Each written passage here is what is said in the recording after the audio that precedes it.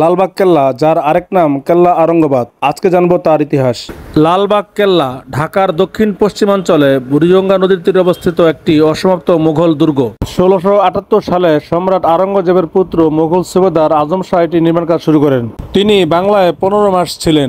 দুর্গের নির্মাণ কাজ শেষ হবার আগেই মারাঠা বিদ্রোহের কারণে তার পিতা সম্রাট আওরঙ্গজেব তাকে দিল্লি ডেকে পাঠান। এ সময় একটি মসজিদ ও দরবার হল নির্মাণের পর দুর্গের কাজ বন্ধ হয়ে যায়। সুবেদার শায়েস্তা খাঁ ১৬৮০ সালে পুনরায় বাংলার সুবেদার হিসেবে ঢাকায় এসে দুর্গের নির্মাণ কাজ পুনরায় শুরু করেন। ১৬৮৪ সালে এখানে শায়েস্তা খাঁর কন্যা পরিবীবী মৃত্যু ঘটে। কন্যার মৃত্যুর পর শায়েস্তা খাঁ এই দুর্গটিকে অপায় মনে করেন এবং এর নির্মাণ কাজ বন্ধ করে দেন।